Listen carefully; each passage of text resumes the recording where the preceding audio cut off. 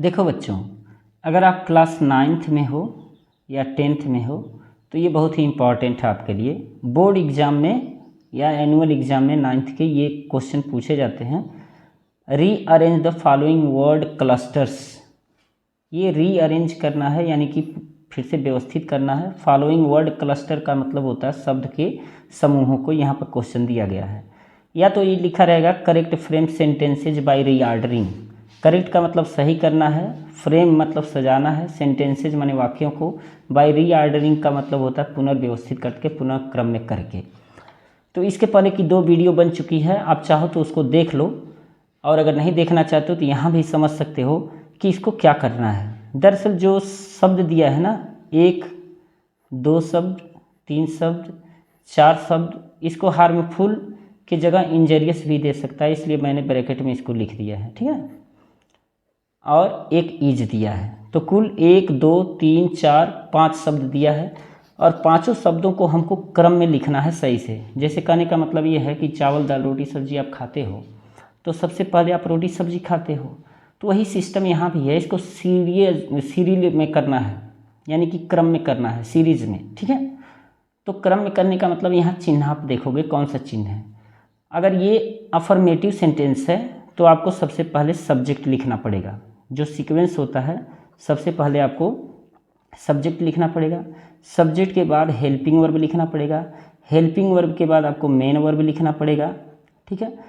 Main verb के बाद आपको ऑब्जेक्ट लिखना पड़ेगा, और ऑब्जेक्ट के बाद आपको अदर्स लिखना पड़ेगा, ठीक है। और अगर यह इंट्रोगेटिव है तो उसका दूसरा सिस्टम है, उसका सीक्वेंस जो होता है, इंट्रोगेटिव वर्ड पहले रहेगा या हेल्पिंग वर्ब पहले रहेगा। जैसे सेंटेंस आएगा वैसे मैं समझा दूंगा, लेकिन पहले आप इसको समझो। सब्जेक्ट का मतलब क्या है? सब्जेक्ट का मतलब कोई नाउन या प्रोनाउन काम कर सकता है। तो इसमें नाउन देखते हैं कौन कौन से हैं। जैसे स्मोकिंग है ना, तो ये वर्ब है, आईएनजी लगा हुआ है। लेकिन क्या होता है कि वर्ब कभी कभी जब आईएनजी लगता है तो जिरंड बन जाता है, और जब जिरंड बन जाता है तो सब्जेक्ट का काम कर सकता है, तो ये भी सब्जेक्ट हो सकता है। हेल्थ, हेल्थ मतलब स्वास्थ्य होता है, तो ये नाउन है, ये भी सब्जेक्ट का काम कर सकता है। हार्मफुल एडजेक्टिव है, तो ये सब्जेक्ट का काम नहीं करेगा। ये जब भी रहेगा तो किसी नाउन से पहले रहेगा, या तो मान के चलो प्रेडिकेट में रहेगा, प्रेडिकेटिव यूज रहेगा तो। और ये इज है हेल्पिंग वर्ब, तो हेल्पिंग वर्ब ये है लेकिन मेन वर्ब कोई नहीं है, तो यही मेन वर्ब का काम करेगा। सबसे पहले हमको सब्जेक्ट ढूंढना है। सब्जेक्ट में हमको स्मोकिंग मिल सकता है और हेल्थ मिल सकता है। अब इसको करना क्या है, थोड़ा समझना है। वैसे तो है ये प्रूवर्ब, जिनको पता है वो तो आसानी से कर लेंगे। अगर मान लो हम पहले नहीं सुने हैं तो इसको कैसे सॉल्व करेंगे। तो स्मोकिंग का मतलब होता है धूम्रपान। धूम्रपान का मतलब होता है जैसे दारू शराब पीना, सिगरेट पीना, इसको हम धूम्रपान कहते हैं। तो धूम्रपान। हेल्थ मतलब होता है स्वास्थ्य, और टू माने होता है के लिए, और हार्मफुल माने होता है नुकसान, इंजरियस माने भी होता है नुकसान, इज माने है। तो अब क्या नुकसान है, यानी कि धूम्रपान करना, पीना, दारू शराब पीना नुकसान है कि स्वास्थ्य नुकसान है? तो उत्तर आएगा स्वास्थ्य नुकसान नहीं है। तो स्मोकिंग सबसे पहले हम लिखेंगे स्मोकिंग। स्मोकिंग ये हो गया हमारा सब्जेक्ट, ठीक है। उसके बाद हम हेल्पिंग वर्ब ढूंढेंगे तो हमको इज मिलेगा, तो स्मोकिंग इज। उसके बाद हमको लिखना है स्मोकिंग इज माने होता है, इज माने होता है, यानी कि धूम्रपान होता है। क्या होता है? नुकसानदेह होता है, खराब होता है, खराब होता है, नुकसानदेह होता है। तो आप यहाँ हार्मफुल लिखोगे, हार्मफुल। अगर हार्मफुल नहीं दिया है तो आप इंजरियस लिखोगे, इंजरियस, ठीक है।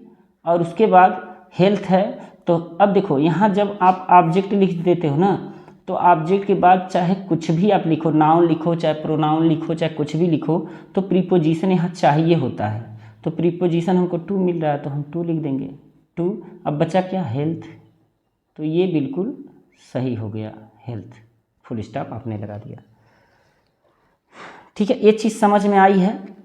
देखो, smoking is injurious to health का मतलब होता है धूम्रपान सेहत के लिए नुकसानदेह होता है। दूसरा क्वेश्चन हम लोग लेते हैं। दूसरा क्वेश्चन है लाइफ नॉट, लाइफ नॉट, और इसके बाद है बेड, बेड, इसके बाद है रोजेज, सॉरी स्मॉल है, रोजेज, और उसके बाद है ईज, और उसके बाद है ए, और यहाँ पर हमने दे दिया फुल स्टॉप।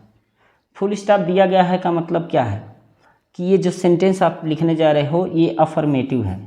तो अफर्मेटिव सेंटेंस का मतलब क्या है कि आपको सबसे पहले सब्जेक्ट लिखना है।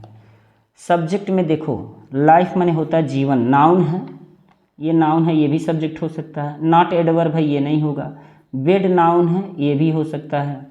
और रोजेज यानी कि गुलाब, ये भी नाउन है, ये भी हो सकता है। इज तो क्या है, हेल्पिंग वर्ब है, या मेन वर्ब का काम करेगा। ये जो है आर्टिकल है।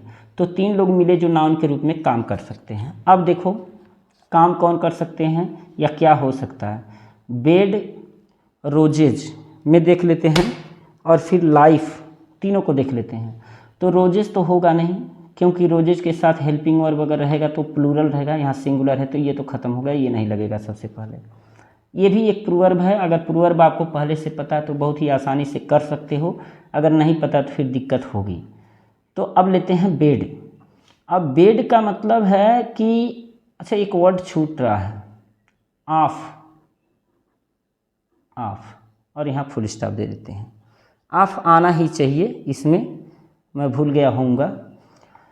तो अब देखो बेड ऑफ रोजेज मतलब होता है फूलों का सेज, और लाइफ माने होता है जीवन। तो जीवन फूलों का सेज होता है एक नहीं। तो इसका मतलब क्या है कि लाइफ जो जीवन होता है एक फूलों का सेज नहीं होता है। यानी कि सबसे पहले हमको लिखना पड़ेगा लाइफ, सब्जेक्ट मिल गया, आप यहाँ लिख दो इज, ठीक है, ये प्लस नहीं रहेगा, लाइफ इज। अब जब इज आप लगाते हो ना तो नॉट देख लो कहीं है क्या, क्योंकि जो नॉट होता है ये हेल्पिंग वर्ब के तुरंत बाद लगता है। तो लाइफ इज नॉट। अब बेड ऑफ रोजेज मतलब फूलों का सेज, तो ए आर्टिकल नाउन के पहले मैंने बताया है कि आता है, तो not a bed of roses, bed of roses. तो देखो ये बना इस तरह से। आप ज़्यादा से ज़्यादा सॉल्व करोगे और कमेंट करोगे। तो कमेंट क्या मतलब ये है कि अगर आप पढ़ने वाले हो क्लास 9 10th में, तो आप सबसे पहले तो सब्सक्राइब कर लो चैनल को, उसके बाद वीडियो को लाइक करते रहो, लाइक करने में कुछ नहीं जाएगा। और अगर आपको कुछ नहीं आता है, समझ में नहीं आता, तो आप कमेंट करो कि सर इसको दूसरी तरह से बता दीजिए, तो मैं दूसरी तरह से बताऊंगा। नेक्स्ट क्वेश्चन लेते हैं। देखो ये जितना भी आज मैंने लिया है सबके सब प्रूवर्ब हैं। तो एक है नो स्मोक, नो स्मोक, और इसके बाद है no smoke, is there, is there, is there fire, fire, और एक है विदाउट, विदाउट। देखो आपको लग रहा होगा कि ये कठिन है, कठिन इसलिए लग रहा होगा क्योंकि आप पढ़े नहीं हो। ये प्रूवर्ब हैं सब के सब, बहुत ही आसानी से किया जा सकता है जिसको पहले जिसने इसको पहले पढ़ा है। जैसे पहले जो दिया था smoking is injurious to health, देखो smoking is injurious to health या smoking is harmful to health, ये कभी भी सिगरेट का डिब्बा लोगे ना तो उस पर लिखा मिलेगा। दारू की बोतल लोगे तो उस पर देखोगे तो लिखा मिलेगा, ये वाला लिखा मिलता है। और ये भी प्रूवर्ब है, life is not bed of roses, मतलब जीवन फूलों का सेज नहीं होता है, इसका मतलब जीवन एक संघर्ष होता है। ये भी प्रूवर्ब ही है, इसके पहले अगर आप पढ़े हो तो इसको कर सकते हो। लेकिन हमको क्या करना है, हमको देखना कि हम इसको कैसे करेंगे। तो सबसे पहले तो हम सब्जेक्ट ढूंढेंगे, सब्जेक्ट के रूप में नाउन या प्रोनाउन ढूंढेंगे। तो आप देखो नो जो है ये एडजेक्टिव है, स्मोक धुआं ये नाउन है, नाउन। इज हेल्पिंग वर्ब है जो मेन वर्ब का काम कर सकता है। देयर, देयर देखो देयर जो होता है ना ये एडवर्ब है, और एडवर्ब का मतलब है कि वो मेन वर्ब के बाद लगेगा। लेकिन एडवर्ब और ईट आप देखे होंगे, ईट और देयर ये जो होते हैं ये सब्जेक्ट के रूप में काम कर सकते हैं। इंट्रोडक्टरी यूज किया जाता है इनका कब, जब उस सेंटेंस में सब्जेक्ट नहीं होता है तब। ठीक है, तो हम देख लेते हैं क्या करना है। और फायर मीन्स होता है आग, ये भी नाउन है, सब्जेक्ट का काम कर सकता है। विदाउट प्रीपोजिशन है तो ये सब्जेक्ट का काम नहीं करेगा। तो दो लोग मिले हमको, एक फायर मिला और एक स्मोक मिला। तो देखते हैं ये लोग दोनों काम कर सकते हैं कि नहीं सब्जेक्ट के रूप में। मैंने कहा कि सब्जेक्ट के रूप में ईट और देयर का भी प्रयोग होता है, तो देयर का प्रयोग हम लोग करके देखते हैं अर्थ बनता है कि नहीं। तो सबसे पहले हम लिखेंगे देयर। देयर आप सब्जेक्ट लिख दिए तो इज हेल्पिंग और मजबूरी है आपकी, लगाना ही लगाना है। देयर इज, अब आपको बताया गया था कि जब helping verb is, am, are, was, were, have, has, had लगा लेते हो तो उसके तुरंत बाद नो या नॉट लगाते हो। तो नो है, यहाँ हमने लगा दिया नो, देयर इज नो। अब नो के बाद जो आएगा ना, यहाँ नाउन आएगा। देयर इज नो यानी कि नहीं होता है क्या, धुआं की आग। तो देखो आप कहावत सुने होंगे कि आग के बिना धुआं नहीं होता है। तो कौन नहीं होता है, धुआं नहीं होता है। तो इसका मतलब हो जाएगा देयर इज नो स्मोक होगा। अब देखो बचा क्या, विदाउट बचा और फायर बचा। तो विदाउट फायर, विदाउट इसलिए हम पहले लगा दे रहे हैं क्योंकि ये प्रीपोजिशन है, और जो प्रीपोजिशन होता है वो नाउन के पहले लगता है। तो इसका अर्थ हो गया there is no smoke without water, यानी कि आग के बिना धुआं नहीं होता है। अब ये चेक करो आप कैसे सही है कि गलत है। तो चेक करने का जो तरीका है, 1 मिनट में बता रहा हूँ कि तरीका क्या है। तरीका एक तो पहला तरीका है इसका कि आप गिन लो, 1 शब्द, 2 शब्द, 3 शब्द, 4 शब्द, 5 शब्द, 6 शब्द, 1 2 3 4 5 6 शब्द इसमें भी हैं, 6 शब्द इसमें तो सही हो सकता है। अब there is no smoke, there का प्रयोग कब किया जाता है, जब इसके बाद कोई सब्जेक्ट जो रहे, खास करके ऑब्जेक्ट जिसे हम बोलने जा रहे हैं ये सब्जेक्ट ही होता है। तो जो नाउन रहे तो वो जो है तब देयर का प्रयोग किया जाता है। देयर का प्रयोग कब किया जाता है, जब उस सेंटेंस में कोई वर्ब ना हो, वर्ब का मतलब क्रिया, मेन वर्ब ना हो और संज्ञा सहायक क्रिया से सटी हुई हो। तो खैर ट्रांसलेशन तो हम कर नहीं रहे हैं, तो इसको हम ऐसे ही जानेंगे कि नो का प्रयोग है तो इसके पहले नाउन, उसके बाद नाउन का प्रयोग होगा। यहाँ कि नो स्मोक, तो देयर इज नो स्मोक, इसका मतलब है कि धुआं नहीं होता है। विदाउट फायर का मतलब आग के बिना, तो आग के बिना धुआं नहीं होता है।